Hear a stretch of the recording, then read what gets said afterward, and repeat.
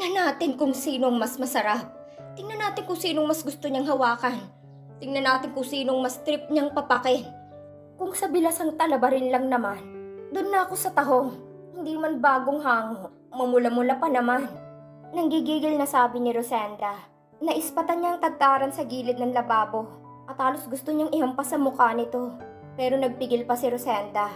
Marami pa siyang pangarap at gusto pa niyang makasama si Tyrone. Ayaw niyang humimas ng rehas. Gusto pa rin niyang talong na pumipiglas. Sa susunod na sapilitan mo pang halikan ng prinsipe ng kalapating ito. Sa susunod na pairalin mo yung kakatihan mo. Sa inodoro na kita ingungud-ngod, Maggie. Para magsama na kayo ni Domex. Sabi pa ni Rosenda na sinapok pa ulit si Maggie bago mabilis na umakyat sa hagdan at saka pumasok ng silid at inilak iyon. Humugot ng malalim na hininga si Rosenda matapos ilak ang pinto. Pagbaling niya ay nagulat siya dahil halos makabunggo niya si Tyrone papalabas ng pinto. Bumalik kasi si Tyrone sa silid at naghanap siya ulit at pati sa CR ay ginalugad pero walang Rosenda. Kailangan muna magstay ni Tyrone sa banyo para pakawalan na naman ang bigat ng damdamin dahil hindi makita si Rosenda. Iniluha niya ng tahimik ang takot at pangamba. Lalabas sana ulit si Tyrone para muling magbaka sakaling hanapin ang dalaga. Pero nagulat si Tyrone nang biglang pumasok si Rosenda. Sweetheart. Nagulat man ay biglang naisip ni Tyrone ang kanina pabalak gawin. Bigla siyang lumuhod sa paanan mismo ni Rosenda, doon mismo sa harap ng pinto. Nagulat si Rosenda kaya napaatras, pero niyakap ni Tyrone ang mga binti nito, na para itong nagmamakaawa. Tyrone, tumayo ka dyan. Ano bang... Pero natigilan si Rosenda nang yumugyog ang balikat nito, saka nagsalita. Rosenda, yung tungkol kay Maggie. Ayoko sanang pag-usapan dahil bumabalik ang takot at suklam sa nakaraan. Pero mahal na mahal kita. Kaya kahit masakit, kahit natatakot akong layuan mo, sasabihin ko na, Rosenda. Humingi na ako sa'yo ng panahon dahil hindi madali para sa akin ang lahat. Humingi na ako ng time dahil kailangan kong maghanda dahil alam ko, Rosenda, alam kong malaki ang kapalit ng katotohanan ito at baka hindi ko na makaya pa. Panimula ni Tyrone na tuluyan ng lumuha. Hindi siya nahiyang ipakita sa asawang bigay ng lahat. Hindi na siya takot magsalita lalo na nang maramdaman niyang mas matinding takot kanina. Mas takot na siya magalit at mawala si Rosenda kaysa harapin ang lahat ng multo ng kahapon niya. Mahal na mahal kita, Rosenda. Ikaw lang. Ikaw lang ang minahal ko ng ganito katindi. Natalikuran mo lang ako matulog ay ang sakit-sakit na. Hindi mo lang ako sulyapan habang kumakain ay ang sakit-sakit pala. Sabi ni Tyrone at hinigpitan pang yakap sa mga binti ni Rosenda. Rosenda, kaya hindi ko mapalaya si Maggie ay dahil nagkaanak kami. At nilaglag ni Maggie ang anak ko dahil sa galit sa akin. Dahil hindi ko na siya sinipingan pa. At hindi ako umuuwi matapos ang libing ni Marjorie. At si Marjorie, Rosenda, napatay ko siya. Napatay ko ang asawa ko, Rosenda. Hagulhol ng sabi ni Tyrone. Nanigas naman si Rosenda sa huling sinabi nito. Nakaramdam ng takot si Rosenda. Inalihan ng kaba ang puso niya. Unti-unting pumatak ang luha ni Rosenda. At yung madalas sinusumbat ni Maggie dahil hindi siya nagsalita sa pulis na ako ang pumatay.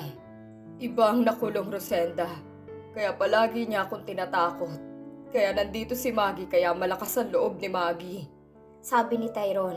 Nang wala siyang makita at maramdamang reaksyon mula kay Rosenda, parang doon naubos ang lakas at pag-asa ni Tyrone. Alam ni Tyrone na tuluyan nang mawawala si Rosenda sa kanya. Oo, umaasa siya na matatanggap ni Rosenda ang lahat. Sa kabila ng mga takot niya, kumakapit siya sa mabuting puso na nakita niya sa kanyang diwata noon. Pero ang pananahimik ni Rosenda ngayon at ang hindi man lamang pagsulyap nito sa kanya matapos niya magtapat ay sapat ng sampal sa kanyang hangal na pangarap. Tuluyan ang lilipad palayo sa kanyang kalapating pinakamamahal. Dumating na ang sandali ng masakit na katotohanan. Maglalaho na ng tuluyan ang kinang ng diwatang nagdala sa kanya ng bagong liwanag. Muli na namang lalamlam ang kanyang mundo. Tanggap ko, Rosenda. Naiintindihan kita. Huwag kang mag-alala. Handa ako.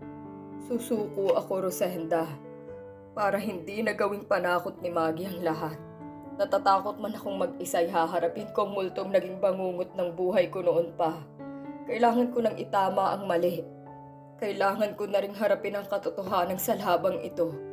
Ay mag-isa ko lang nahaharapin. Napakabigat ng pakiramdam ni Tyrone. Napakasakit ng katotohanan. Kapag wala na ako, kapag hinarap ko na ang kapalaran ko, Rosenda, palayasin mo si Maggie sa bahay mo, Rosenda. Wala siyang karapatan sa bahay na ito. Simula nang tumungtong ka, simula nang tawagin kitang asawa, Rosenda, hindi man kita pakasalan sa ngayon, ay itinuring kitang asawa. At asawa sa totoong kahulugan niyon, Rosenda. Noon pang unang beses kitang inangkin ay sinalin ko na sa pangalan mong lahat ng meron ako. Pati ang bahay kong ito hinasa sa'yo na din.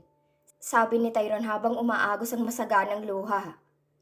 Ibinigay ko lahat sa'yo, hindi para pagdamutan si Maggie, kundi dahil ikaw ang asawa ko, Rosenda. Sa'yo nararapat ang lahat ng ito. Huwag kang mag-alala. Hindi man tayo kasal, may legal kang kasulatang may pirma ko na sa iyo ko na isinasalin ang lahat ng meron ako. Mayaman ka na, Rosenda. Wala nang mang-aapi sa'yo. Wala nang huhusga sa nakaraan mo. Lalong hindi mo na kailangan magsayaw o maghubad o lumunok ng kahit na ano para mabuhay. Dagdag pa ng biyudo. Pero bilang legal kong asawa si Marjorie, ay benepisyaryo niya si Maggie. Kaya may karapatan si Maggie sa pera ni Marjorie. Naideposito ko na ang perang para kay Maggie. At para sa lahat ng kasalanan ko, pagbabayaran ko ng tama ang mga nagawa ko, Rosenda. At kung hindi sapat yon para kay Maggie, at ibang hihilingin niyang kabayaran ay wala akong magagawa, Rosenda. May utang akong kailangang pagbayaran. Sabi ni Tyrone na hindi maiwasang mangilid ang mga luha. Pero makikiusap ako. Hindi mo man ako matanggap. Hindi mo man matanggap na may Maggie sa buhay ko. Sana kahit bilang naging kaibigan mo man lang. Please, stay here, Rosenda. Please take care of my house while I am gone. Hindi ko kasi alam kung kailan ako makababalik o kung makababalik pa. Sabi ni Tyrone. Saka na kayo kung tumalikod at itinuloy ang paglabas ng pinto habang patuloy na umalog-alog ang balikat dahil sa pagluha. Napakasaklap na makita ang babaeng iibigin mo ng buong kaluluwa sa panahong sira ka at walang karapatang sumaya. Hindi niya masisisi si Rosenda. Mabigat ang lihim niya, bukod pa sa hindi niya maibigay ng buong buo ang sarili niya sa dalaga. Parang napigtalan naman ang hininga si Rosenda nang marinig ang paglapat ng pinto pasara. Doon lamang parang nag-sink in ang lahat sa dalaga. Nanatiling nakaluhod si Rosenda habang yumuyog-yug na rin ang balikat sa pagluha. Hindi niya kayang isiping nangyari ang lahat. Hindi niya matanggap na ganun na nangyari. Halos kapusin na ng paghinga si Rosenda. Gusto niyang sumigaw ng sumigaw at ilabas ang galit na meron siya sa dibdib. Kaya unti-unting tumayo si Rosenda sa pagkakaluhod at tumakbo sa banyo. Inilak iyon at dun sumigaw at umiyak ng malakas. Ibinuhos lahat ni Rosenda ang naiipong awa at galit sa kapalaran ng lalaking minamahal niya ng sobra. Hindi malaman ni Rosenda ang gagawin. Nagtatalo ang tama at ang mali sa isip niya.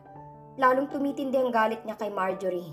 Sinayang nitong isang pag-ibig na wagas at sinira ang isang taong hindi dapat nagdurusa ng ganito.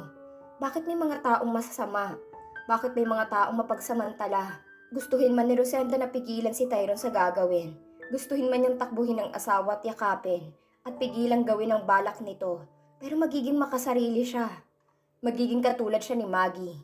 Si Maggie itinatago ang katotohanan para sakalin si Tyrone sa guilt at para patuloy na makinabang. At siya naman ay itatago ang katotohanan at pipigilan si Tyrone na harapin ang kasalanan dahil sa kanyang pansariling kapakanan at personal na damdamin. Anong gagawin niya? Anong gagawin ko, Diyos ko? Tulungan niyo po ako. Ayokong mawala si Tyrone at ayokong maiwan mag-isa. Natatakot ako.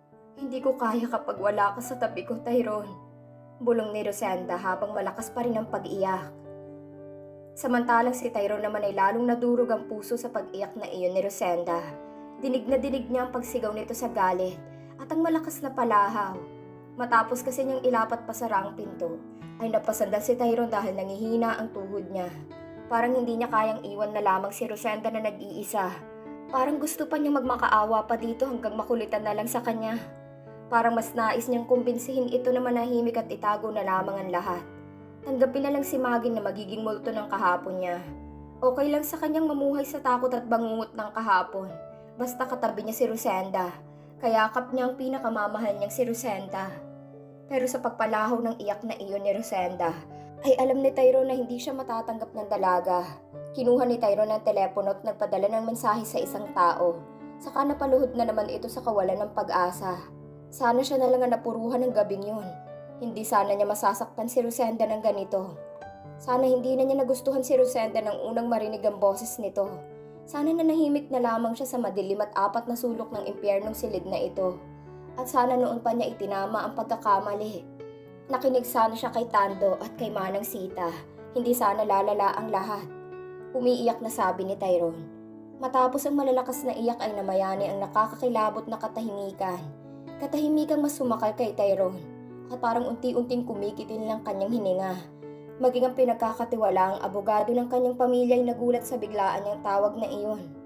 Ganon din sa mga bagay na ibinibili niya sa abogado. Ilang ulit siya nitong kinumbinsi na pag-isipan muna at huwag magpadalos-dalos, pero buo na ang pasya ni Tyrone. Tahimik na humakbang papasok ng kanyang library si Tyrone at doon itinuloy ang pagluha kapiling ang bote ng alak. Maging matagumpay sana ang lahat ng kanyang balak. Hindi naman issue sa kanya kung kay Rosenda niya iniwan ang lahat ng iyon. Dahil mahal na mahal niya ang dalaga. Kung iisipin pa nga ay mas minahal niya ito kaysa sa kung gaano niya minahal si Marjorie noon. Nagawa nga niyang ialay sa isang estranghera ang pangalan niya. Nagawa nga niyang ibigay ang lahat-lahat noon sa babaeng ni hindi siya napaligaya bilang lalaki. Kay Rosenda pa ba niya ipagdadamot? Ang tanging ipinagdadasal na lamang ni Tyrone ay huwag iwan ni Rosenda ang bahay at mahalin ni Rosenda ang mga naiwan niya, pati na ang mga tauhan. Naibili na niya sa mga kasama si Rosenda. Si Tando ay alam na ang gagawin sa oras na wala na siya. Kung halimbawa naman na ayaw manatili ni Rosenda sa bahay niya, ay may kinausap na rin siyang bodyguard na pasimpleng magbabantay sa asawa kung saan man ito maisipang magpunta. Ang pamilya ni Rosenda lalo na ang ama nito ay ipinapaasikaso na rin niya at inutusan na niya si attorney na ibili ng maayos at maluwag na bahay ang ama ni Rosenda. At may kasama itong private nurse at all-around maid. May isang driver na pwedeng maghatid sundo dito sa hospital. Kinausap na rin niya si attorney Rupert na kung aalis si Rosenda sa mansyon na may titirhan na itong bahay na siya lang ang makakasama nito doon, ang ama na malapit na rin makalabas ng ospital. Kung mananatili naman si Rosenda ay si Rupert na rin ang aalalay dito para sa pag-aasikaso ng ilang negosyong kailangan ng mga pirma ni Rosenda. Matagal na itong pinaghandaan ni Tyrone. Hindi pa man lumalalim ang nangyayari sa kanila ni Rosenda ay buo ng pasya niya. Totoong na love at first sight naman talaga siya kay Rosenda.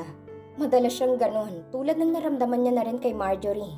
Kaya nga siya natakot sana noon na muling ma-inlove kay Rosenda dahil sa takot na maulit ang nakaraan, lalo pat may kasintahan din si Rosenda tulad ni Marjorie noon. Samantala tumahimik na rin sa pag-iyak si Rosenda. Matapos ang halos 2 oras na pag-iyak ay parang natuyo na ang mga mata niya at manhid na mga binti niya. Ganon naman siya kapag nailabas na at naisigaw na ang bigat ng nadarama. Ay okay na siya. Gumagaan na ang pakiramdam niya at tumilinaw na ang kanyang isipan. Matapang siya at alam niya mahaharap niya at makakayang lahat. Kinapa ng dalagang sariling damdamin at tinanong ng halos 10 ulit ang sarili. Ngayon na nakaiyak na siya at nailabas na ang mabigat sa dibdib, alam ni Rosenda na magiging tama ng sagot ng isip niya. At tama ang dalaga. Alug-alugin man at ikot-ikutin man ang ulo niya, ay wala siyang makapangtakot at sukulang para kay Tyrone. Pagmamahal pa rin kay Tyrone ang nararamdaman niya. Pagkatapos ng lahat ng revelasyon na narinig, wala itong ginawang masama sa kanya. Nang makita siyang umiiyak ay nataranta pa nga ito. Alam niyang hindi masamang tao si Tyrone. Yung guilt nito sa pagkawala ng anak sana nila ni Maggie ay naiintindihan niya. At yung kay Marjorie na hindi man ito idetalye, ay alam niyang maaaring aksidente o may matinding dahilan kung bakit humantong sa ganon. Ramdam niya, mahal na mahal ni Tyrone si Marjorie, na pinagseselosan pa nga niya hanggang ngayon. Kaya alam niya may dahilan kung bakit ito nagawa ni Tyrone. Sabi ni Rosenda. Naalala niyang sinabi ni Manang Sita na ilang ulit na iniputan sa ulo si Tyrone ng asawa. Kaya siguro hindi niya masisisi si Tyrone. At sa nakikita niya alam ni Rosenda na minahal nito si Marjorie. Kaya malamang hanggang ngayon ay hindi ito pinatutulog ng konsensya.